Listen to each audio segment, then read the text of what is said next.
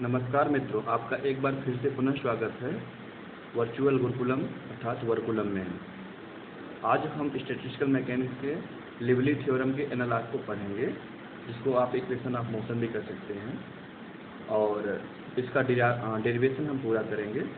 और जो भी आपकी उसमें कोई प्रॉब्लम्स हों, आप उसको हमसे बाद में डिस्कस कर सकते हैं कमेंट बॉक्स में। तो ये क्वांटम स्टैटिस्टिक्स का एक बहुत ही महत्वपूर्ण थ्योरम है, जिसको कभी भी मतलब आप इस्तेमाल करके तो बहुत सारे रिजल्ट्स निकालते हैं। तो आइए बिना देर किए हुए हम आगे बढ़ते हैं और देखते हैं कि कैसे जो है हम लिवल थ्योरम को डिराइव करते हैं। तो यहाँ पर जो है इसे कहते हैं equation of motion for density operator. Density operator कैसे हम डिफाइन करते हैं हम पहले ही डिस्कस कर चुके हैं। So we start with that. So let us consider an ensemble of n quantum particles. अब n quantum particles कुछ भी हो सकते हैं. There could be a number of varieties. Okay. So n1 is the number of particles occupying state psi1. इसी तरह से n2 क्या है? n2 is the number of particles occupying the state psi2 and so on. और जितने भी state हैं सबको ऐसे कुछ न कुछ नंबर ऑफ पार्टिकल ऑक्यूपाई कर रहे हैं। तो सीधी सी बात है कि सारे जो n1 n2 का जो सम होगा वो क्या होगा? Total number of quantum particle के इक्वल होगा, जो हमने यहाँ पर शो किया है। उसको मैं दिखाता हूँ। ये आपका कंडीशन मिल जाएगा, जो क्या बताएगा कि कोई भी जो क्वांटम पार्टिकल है उसका जो सम है, जितने भी जो है मतलब स्टेट की पार्टिकल है, सबका सम क्या होगा? Total quantum number of particle के इक्वल होगा। अच्छा, अगर if we choose a particle randomly, इस पूरे कलेक्शन में जिसमें n1 n2 ऐसे करके पार्टिकल जो है अलग अलग स्टेट में ऑक्यूपाई कर रहे हैं, उसमें से कोई हम एक रैंडम पार्टिकल चुने, तो उसकी प्रोबेबिलिटी क्या है कि वो पार्टिकल जो है psi1 या psi स्टेट में इन जनरल होगा। तो सीधी सी बात है, इसको हम लिखेंगे ni/n, मतलब number of particles occupying that particular state over total number of particles. इसको हम प्रोबेबिलिटी को लिखते हैं wi, या इसका एक नाम है वेट। इसको स्टैटिस्टिकल वेट कहते हैं, जिसको हम पिछले क्लास में भी डिस्कस कर चुके हैं। तो अगर हम लिखें तो सीधी सी बात है, सारी प्रोबेबिलिटी का जो सम होगा वो 1 होना चाहिए। क्यों? क्योंकि w1 कितना है आपका? w1 है n1 अपान n, इसी तरह w2 क्या है? n2 अपान n। तो सबको सम करेंगे तो सीधे से बात आपको ये वाला कंडीशन जो यहाँ पे है, इन दोनों कंडीशन से क्या मिल जाएगा? n/n इक्वल टू 1 हो जाएगा। अब हम देखते हैं श्रोडिंगर इक्वेशन क्या कहता है। कोई भी स्टेट है जो टाइम डिपेंडेंट है, वो क्या होता है? टाइम के साथ इवॉल्व होता है। तो उसका जो इवोल्यूशन होता है वो टाइम डिपेंडेंट श्रोडिंगर इक्वेशन, जिसको हम इस तरह से डिनोट करते हैं, उससे डिक्टेट होता है। तो इसको अगर हम लिखें तो लिख सकते हैं h is the Hamiltonian and psi is the state which is time dependent, so i h bar partial t psi। अगर हम यहाँ पे कहें कि psi is only time dependent, तो ये पार्शियल का डेरिवेटिव क्या होता है? टोटल डेरिवेटिव जाएगा। तो इसलिए हमने यहाँ पे डॉट के फॉर्म में लिखा हुआ है। और अगर हम इसको कंटिन्यूस रिप्रेजेंटेशन में लिखें, क्योंकि थोड़ा सा हमको जो है आसान हो जाएगा यहाँ पे, तो इसको अगर आप लिखना चाहें तो आप psi i जो आपका गेट स्टेट है, इसको आप सिंपल सा psi i स्टेट बना सकते हैं, और ये क्या होगा? आपका psi i डॉट हो जाएगा। अब हम क्या मान कर चल रहे हैं कि अगर phi n मतलब phi 1 phi 2 phi 3 ऐसे करके जो है n डायमेंशन तक जा रहा है, तो phi n क्या है? आपका कोई कंप्लीट ऑर्थोनॉर्मल सेट है। ये जो है टाइम इंडिपेंडेंट है। ये सेट क्या है? टाइम इंडिपेंडेंट सेट है, और ये पूरे हिल्बर्ट स्पेस को स्पैन करते हैं। तो हम क्या कर सकते हैं कि हम ये जो psi i है आपका, इसको एक्सपेंड कर सकते हैं। किसके टर्म में इसको एक्सपेंड कर सकते हैं हम? इसके टर्म में, phi j के टर्म में, जैसा कि हमने यहाँ पर लिखा हुआ है। तो j मतलब कुछ भी हो सकता है, 1 to n कुछ भी हो सकता है। तो हमने क्या किया? इसको सम ओवर फॉर्म में लिखा हुआ है। तो यहाँ पे देखिए aij and t psi j। यहाँ पे ये क्या है? ये आपका एक कोफिशिएंट है जो टाइम डिपेंडेंट। अब सारा टाइम डिपेंडेंस कहाँ चला गया? इस पार्ट में चला गया, और ये पार्ट क्या हो गया? Time independent part. तो हमने इसको क्या लिखा? इसको लिखा time dependent part, okay, time dependent part और टाइम इंडिपेंडेंट पार्ट का एक मिक्सचर लिखा। तो ये आपका हो गया psi j। अब सॉरी phi j हो गया। ये phi j क्या है आपका? एक ऐसा स्टेट है जो टाइम डिपेंडेंट नहीं है, ये स्टेशनरी स्टेट है, जो हमने यहाँ पर मेंशन भी किया हुआ है। तो इसको आप अगर फिर से हम ले सकते हैं केट नोटेशन में, तो psi i केट ये क्या हो जाएगा? aij, और ये psi j हो जाएगा, तो psi j स्टेट हो जाएगा, राइट। इस तरह से आपको कुछ न कुछ यहाँ पे मिलेगा। अब हम क्या करते हैं, इसका इनर प्रोडक्ट ले लेते हैं किसके साथ, कोई डाई स्टेट है फाई के उसके साथ में। तो फाई के साथ में अगर हम इसका इनर प्रोडक्ट लेते हैं तो आपको क्या मिलने वाला है, आपको मिल जाएगा ये फाई के साई के, और इधर क्या हो जाएगा आपका फाई के एंड साई फाई जे। और आपको पता है आर्थो नॉर्मल स्टेट है तो क्या प्रोड्यूस करेंगे, ये प्रोड्यूस करेंगे एक क्रोनेकर डेल्टा, जो यहाँ पे हमने लिखा है डेल्टा के जे, ये यहाँ पे जे, यहाँ पे डेल्टा के जे हो गया, और ए आई जे डेल्टा के जे हो गया। अब यहाँ पे देखिए डेल्टा के कारण क्या होगा, जितने भी जे हैं उसको आप किस में कन्वर्ट कर दीजिए, के में। तो यहाँ पे आई की जगह क्या, आई तो आई रहेगा, और जहाँ पे जे है उसको हम के से रिप्लेस कर देंगे, तो हमने के से रिप्लेस कर दिया। तो इनफैक्ट आपको मिल गया क्या, यहाँ पे आपको मिल गया कि जो आपका कोफिशिएंट है, टाइम डिपेंडेंट कोफिशिएंट है, उसका फॉर्मेट मिल गया। तो ए आई के क्या है हमारा, ये इन दोनों का जो है इनर प्रोडक्ट है। तो इसको हम लिख देते हैं ए पार्ट को, यही पार्ट हमने जो यहाँ पे था उसी पार्ट को हमने यहाँ पर लिख दिया है। अब ये तो आपका टाइम डिपेंडेंट है, तो इसको हम इसका टाइम डेरिवेटिव देखते हैं क्या मिलेगा हमको। तो टाइम डेरिवेटिव कैलकुलेट करने के लिए हम क्या करेंगे, इसको डिफाइन कैसे किए हैं, ऐसे कैलकुलेट किए हैं, तो इसको यहाँ पे लिख देते हैं आई ऐसे। और फिर इसके बाद हम इस पर टाइम डिपेंडेंट जो टाइम का डिफरेंशियल ऑपरेटर उससे अप्लाई करते हैं। ये तो जो है टाइम इंडिपेंडेंट है, तो इस पर कुछ नहीं होना है, लेकिन ये टाइम डिपेंडेंट है, सब क्या लिखेंगे D by D T and psi I T लिख देंगे। अब हम क्या करेंगे, यहाँ पे आई एच बार से मल्टीप्लाई कर देंगे दोनों साइड में। तो ये आपका जो है ये पूरा किस फॉर्मेट में आ गया, इस फॉर्मेट में आ गया, इक्वेशन के फॉर्मेट में। तो ये आपका एक्चुअली क्या है, ये श्रोडिंगर इक्वेशन है टाइम डिपेंडेंट। तो आप इसकी पूरी की जगह क्या लिख सकते हैं, एच साई आई लिख सकते हैं। ओके, अब एच क्या है आपका हर्मिशियन ऑपरेटर है, एच जो है आपका हैमिल्टनियन है हर्मिशियन ऑपरेटर, तो आप इसको इस पर भी अप्लाई कर देंगे, कोई फर्क नहीं पड़ेगा। तो आपने क्या किया, एच को यहाँ पे लगा दिया, तो ये हो जाएगा आपका साई के, और ये आपका साई आई 3 हो गया। अब इसका फायदा क्या मिलेगा आपको, मैं 1 मिनट दिखाता हूँ आपको, 1 मिनट।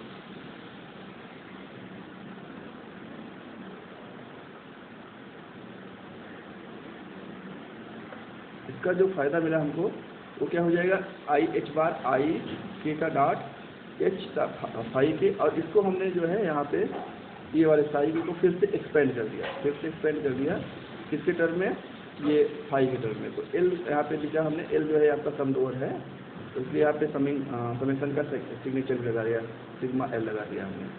अब यहाँ पे क्या हो जाएगा, एच फाई के एंड फाई एल हो गया, और ए आई एल आपका ये फ्री, क्योंकि ये स्टेट नहीं है, ये स्टेट नहीं कोफिशिएंट है, तो बाहर आ गया। अब इसको कैसे लिखेंगे, इसको फिर से हम पुराने स्टाइल में लिख देंगे, तो हो जाएगा फाई के एंड एल। ओके, लेकिन ये क्या है आपका, ये आपका मैट्रिक्स कंपोनेंट है। तो एच के करस्पॉन्डिंग जो हैमिल्टनियन ऑपरेटर है उसका करस्पॉन्डिंग जो मैट्रिक्स होगा उसको हम क्या लिखेंगे, के एल। तो यहाँ पे आपने क्या लिख दिया, एच के एल, ये क्या है आपका मैट्रिक्स कंपोनेंट है। तो इस क्वांटिटी को आप कह सकते हैं this is your matrix component. और इसको हम क्या करेंगे, तो यहाँ पे हम इसको लिख सकते हैं आई एच बार आई ए आई के टी, और ये हो जाएगा आपका सिग्मा एल एच के एल। यहाँ पे देखिए एल एल आपका क्या है, सम ओवर है, इसलिए यहाँ पे समेशन का सिग्नेचर भी हमने लगा रखा है, राइट। तो डेंसिटी ऑपरेटर जो रो है वो कैसे लिखा जाएगा, आपको याद होगा कि रो को हमने इस तरह से डिफाइन किया था, rho equal to summation over W I and psi I का आउटर प्रोडक्ट। अब यहाँ पे जो साई आई है इसको हम एक्सपेंड करने जा रहे हैं, और देखते हैं कि एक्सपेंड करने से हमको क्या मिलने जा रहा है। इसको आप याद रखिएगा, बहुत इंपॉर्टेंट रिजल्ट है। तो यहाँ पे हम क्या, हमको मिल जाएगा साई आई को एक्सपेंड कर दिए, ये मिल जाए, और साई आई इसका जो कॉन्जुगेट है साई आई का, इसका कॉन्जुगेट ये है। इसको कैलकुलेट इसको अगर हम रखेंगे तो यहाँ पे क्या हो जाएगा, ए स्टार हो जाएगा। क्यों स्टार हो जाएगा, क्योंकि आपको मैंने बताया था पहले ही ये कॉन्जुगेट है, और कॉन्जुगेट में जो इंडिसेज है ये क्या होता है, आई के होता है। तो अब इसको क्या हो जाएगा, के आई, क्योंकि ये जो है ट्रांसपोज भी है साथ में। ओके, तो आपको मिल गया यहाँ पे इस तरह से एक एक्सप्रेशन मिल गया, और ये जितने भी कोफिशिएंट हैं इनको हम क्या करते हैं एक साथ रख देते हैं। ये हो गया आपका कोफिशिएंट साथ में हो गया, और ये जो आई वाला फैक्टर है इसको हम बाहर निकाल देते हैं, इस एक तरफ कर देते हैं, इसको अकेले कर देते हैं। तो ये आपको इस तरह से मिल गया, ये वाला फैक्टर आपको यहाँ पे मिल गया पूरा। तो W I and phi J and phi के। अब हम देखते हैं कि इससे हम क्या कर सकते हैं। हम इसका जो है टाइम पहले इसका जो है हम जो रो है इसका हम क्या करते हैं, मैट्रिक्स एलिमेंट लेते हैं, एलएम लेते हैं। तो आप किसी मैट्रिक्स एलिमेंट को ऑपरेटर के लिए ऐसे लिखते हैं, ऑपरेटर को बीच में लिखिए, सैंडविच करिए, और ये जो पहला कंपोनेंट है उसको ब्राम बनाइए और दूसरे कंपोनेंट को, दूसरे फैक्टर को आप केट में बनाइए। तो इस तरह से हमको एक मिल जाएगा क्या कि इसका जो मैट्रिक्स फॉर्म है। अच्छा, अब रो को भी हमने कैलकुलेट किया था। रो की वैल्यू हमने यहाँ पे देखिए पूरा लिखा हुआ है, यहाँ पे रो की वैल्यू, पूरी रो की वैल्यू है। इस रो को वैल्यू को हम क्या करेंगे, इस रो की वैल्यू को हम यहाँ पे सब्स्टिट्यूट कर देंगे पूरा यहाँ तक। अब यहाँ पे 5m है, तो आप देखेंगे यहाँ पे दो चीज़ें होंगी। एक तो ये वाला फैक्टर हो गया, और इसको पहले देख लेते हैं। तो ये क्या है आपका, ये ऑर्थोनॉर्मल है, तो डेल्टा km दे दिया इसने, डेल्टा km दे दिया इसने। और ये कोफिशिएंट है, तो कोफिशिएंट को रहने दीजिए अभी। और यहाँ पे 5j बच गया जो यहाँ पे भी मौजूद है। अब हम क्या करेंगे, इसको जो है डेल्टा km को जो है यहाँ पे सम ओवर है, तो यहाँ पे जितने भी के वाले हैं उसको हम सम करेंगे, तो क्लोरिकल डेल्टा क्या करेगा, उन्हीं को सर्वाइव करने देगा जिनके लिए k = m होगा। तो जहाँ जहाँ k है वहाँ पे क्या लिखेंगे, इसको जब सम ओवर हटाएंगे सिग्मा k को, तो जहाँ जहाँ k है वहाँ पे हम क्या लिखेंगे, m लिखेंगे।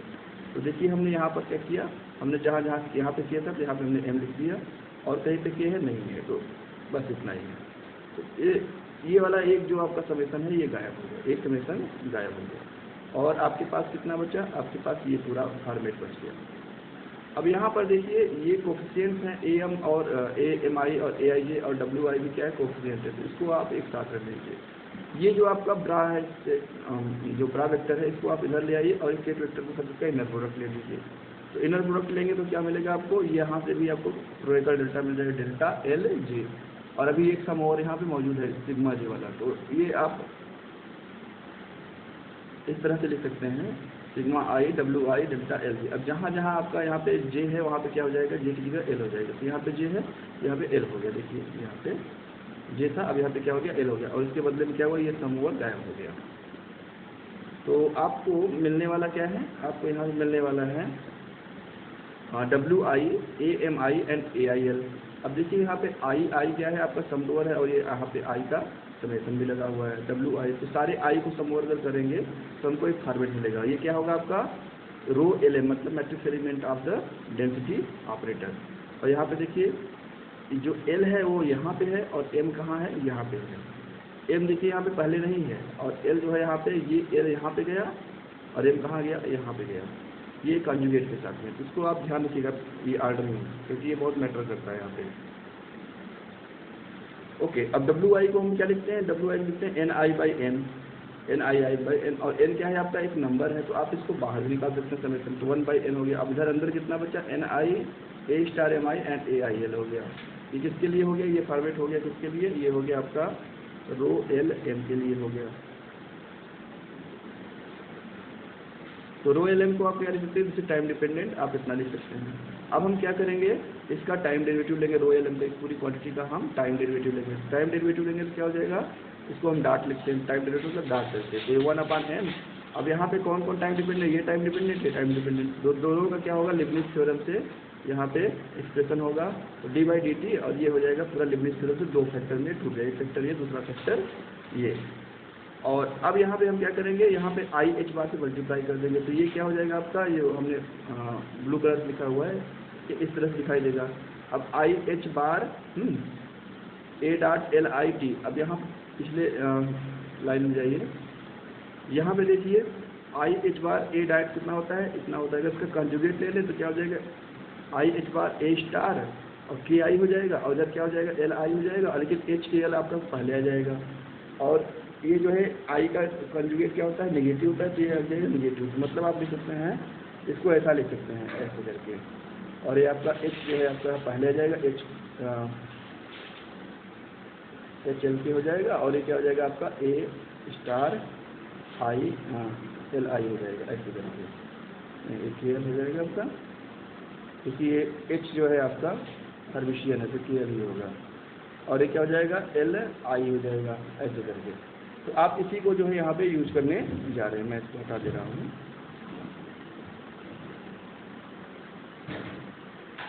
ओके, तो इसको और उसको आप यूज करिए, दोनों चीज़ों को। तो यहाँ पे आपको क्या मिल जाएगा, इसके बदले में आपको मिल जाएगा, इसके बदले में आपको ये मिल जाएगा, और इसके बदले में आपको ये मिल जाएगी, एक मिल जाएगी। दो एक्सप्रेशन आपको यहाँ पर मिल गए, राइट, दो एक्सप्रेशन आपको यहाँ पर मिल गए, इनको हमने लिख दिया। इनको हमने लिख दिया और देखते हैं किसके कारण हमको क्या मिल रहा है। तो आपको मिला I H bar and rho dot मिल गया रो एल एम, और ये कितना हो गया, ये आपका इतना पार्ट हो गया। एच के एल को हमने बाहर निकाले क्योंकि इसमें के का समूह है, यहाँ पे कहीं के का समूह नहीं, अभी रुके रहिए। और इसी तरह से यहाँ पे क्या है, यहाँ पे आपने इसको एच के फार्म में लिख दिया, ये एच के एल सी एम आ गया यहाँ पे ओवरऑल, जो हमने सब्स्टिट्यूशन से किया इक्वेशन ऑफ मोशन के। अब देखिए आप यहाँ पे इस पूरी क्वांटिटी को, इतनी क्वांटिटी को कैसे डिफाइन करते हैं, इसको लिखते हैं आप रो के एम, मतलब matrix element of density matrix और या डेंसिटी ऑपरेटर। और इसी तरह से ये आपका क्या है, ये इतना यहाँ से यहाँ तक ये आपका डेंसिटी ऑपरेटर है रो एल के, इन दोनों को हमने यहाँ पर लिख दिया डेंसिटी ऑपरेटर के टर्म में। तो अब आपको एक्सप्रेशन थोड़ा सा सिंप्लीफाई दिखने लगा। तो यहाँ पे समेशन क्या है आपका के लिए है, समेशन आपका के लिए, और ये क्या पे सम ओवर के सब ओवर, एक के सम ओवर एक का सम ओवर। तो मैट्रिक्स अगर आपने अलजेब्रा पढ़ा हुआ है तो आप देखेंगे इस पूरे को क्या लिखते हैं, मैट्रिक्स मल्टीप्लिकेशन के तौर पे लिख सकते हैं इसको एक चीज का।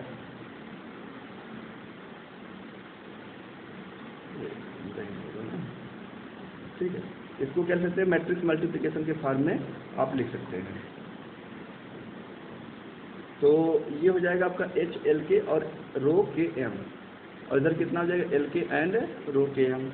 इन दोनों को अगर आप देखें तो इनका ऑर्डरिंग बट चेंज है, इसमें एच पहले है, इसमें रो बाद में, इसमें रो पहले है, इसमें एच बाद में है। तो इसको अगर आप एक साथ लिखना चाहें तो ये ऐसे लिखा जा सकता है,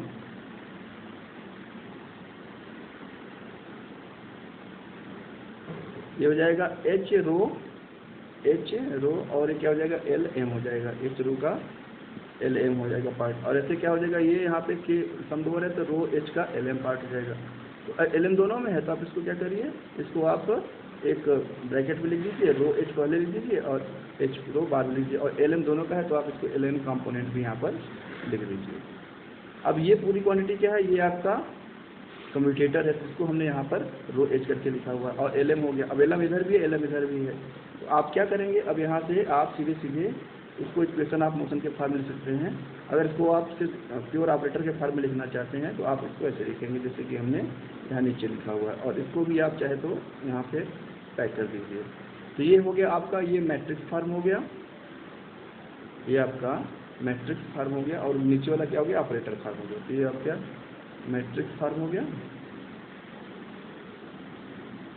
और ये क्या हो गया आपका ऑपरेटर फॉर्म हो गया। इस तरह से आपको एक इक्वेशन ऑफ मोशन मिल गया।